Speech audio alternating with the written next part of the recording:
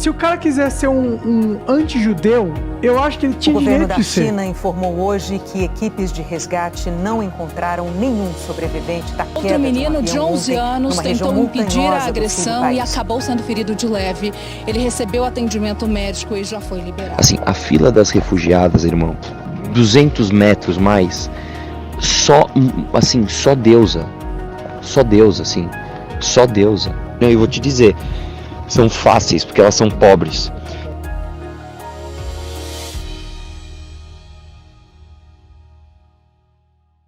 Como Vivenda em Casa, mesmo que nós não tenhamos mais postado mensagens semanais, nós hoje queremos deixar uma mensagem especial de Páscoa, sobre justamente esse assunto que nós estamos tratando durante esse mês, e hoje, no caso, especialmente, verdades em guerra. Numa guerra, cada lado inventa a sua versão, tentando emplacar essa versão para benefício próprio e em prejuízo da oposição. As notícias que nos chegam em tempo de guerra são quase sempre contraditórias, na maioria das vezes confusas e altamente suspeitas. E separar informação de opinião, boato de propaganda, nunca foi uma tarefa fácil. Mesmo sem provas, se atribui uma frase ao dramaturgo da antiga Grécia, Ésquilo. Ele disse: "A primeira vítima da guerra é a verdade."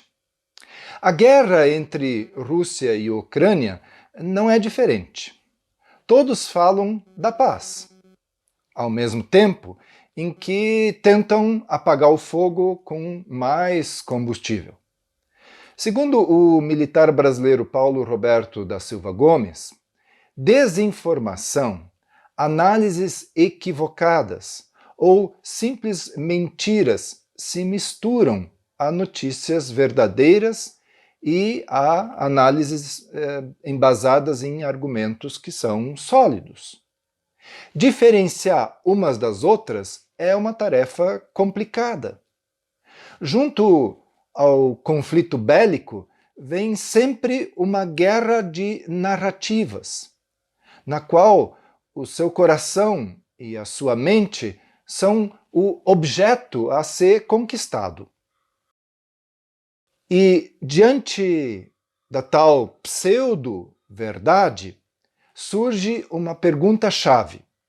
Eu creio nessa informação porque ela é verdadeira ou porque ela simplesmente reforça as minhas crenças pessoais, as minhas preferências ou os meus desejos? O rapper americano Kevin Ford, mais conhecido como Bandman Kevo, reúne 20 mil assinantes que pagam $50 por mês pelo seu conteúdo online. O bizarro é que toda essa gente paga para ouvir um músico falando de dinheiro numa plataforma de pornografia. E o seu mar de posts de credibilidade no mínimo questionável joga para escanteio quem faz um trabalho sério e baseado na verdade. No caso de Kevin, ele nem tem formação acadêmica na área. Ele até falsificou o seu certificado equivalente ao ensino médio. Em 2014, inclusive, ele foi preso por fraudes com cartões de crédito que passavam de $600 mil.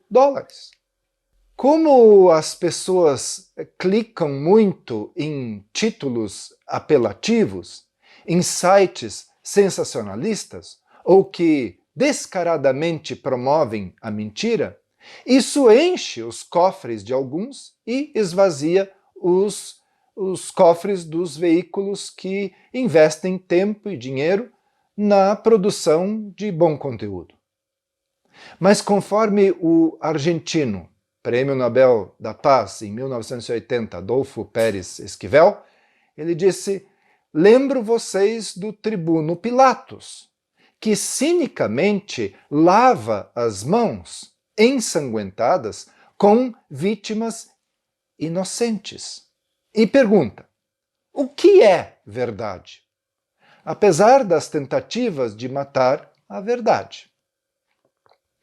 Tem gente que pensa que levantar dúvidas sobre uma norma legal, social ou científica seria uma contribuição em busca da verdade. Então, quanto mais pontos de vistas, melhor.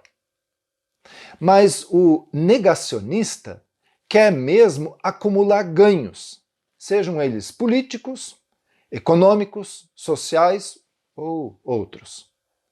Segundo a história, o negacionismo teve seu início nos Estados Unidos na década de 1950, com a propaganda da indústria do tabaco, em meio à campanha de que o tabagismo era nocivo à saúde. Desse jeito, o marketing tabagista teria desenvolvido um manual de relações públicas que contra-atacasse as evidências científicas em favor da dúvida. O negacionismo não pode ser considerado a mentira que se opõe à verdade, mas deve ser visto como a falsidade em camadas, como de uma cebola que descascamos e lentamente vai afetando os nossos olhos sem que a gente se dê conta dos motivos da nossa reação. Com certeza, foi Jesus quem melhor lidou com o negacionismo. A Bíblia descreve a tentação sofrida por Jesus e o ensinamento de como é importante sabermos quem somos para construirmos a nossa identidade nele, vivermos nele, com ele e por ele. Jesus havia acabado de ouvir de Deus: você é meu filho, escolhido e marcado pelo amor. A alegria da minha vida. Daí, ele foi levado para o deserto e foi tentado num momento de fragilidade, porque, afinal de contas, tinha passado por 40 dias de jejum. As armas do diabo nessa guerra são 3 conhecidos pontos fracos do ser humano: a cobiça da carne, a cobiça dos olhos e a ostentação dos bens. Isso não provém do Pai, mas do mundo. O diabo tentou Jesus falando para ele transformar pedra em pão, sabendo justamente que ele estava com fome. Ele foi tentado pelo desejo dos seus olhos, quando o diabo mostrou todos os reinos do mundo e ofertou esses reinos a Jesus. E quando o diabo tentou Jesus no pináculo do templo para ter controle sobre a própria vida, ele disse assim: se és filho de Deus, atira-te daqui abaixo, porque está escrito: aos seus anjos ordenará a teu respeito que te guardem e que te sustenham nas mãos. Respondeu-lhe Jesus: dito está, não tentarás o Senhor teu Deus. Além da pressão feita, o diabo ofereceu razões incontestáveis. Veja, ele usou uma expressão bíblica, porque está escrito, e citou um verso do Salmo 91, para basear a sua proposta na palavra de Deus. Jesus não duvidou da verdade dessas palavras, mas encarou a artimanha do diabo, apresentando diversas camadas. Lembra da história da cebola? Cuja última camada delas era tentar contra a vontade e a autoridade de Deus. Da mesma forma que o diabo usou de forma distorcida a palavra de Deus para tentar Jesus, que, por sua vez, também usou a palavra de Deus para resistir e não se deixar levar pelas ciladas do mal. O diabo, em todas as suas investidas, quis colocar em dúvida a identidade de Cristo, do quanto Jesus estava firmado na verdade do amor afirmada por Deus. Jesus acreditou na verdade que ouviu e assumiu toda a palavra de Deus. Ele recusou o desafio, não por medo de cair, mas porque desconfiou da verdade de Satanás. Será que a mensagem da palavra é pela vaidade, arrogância e independência?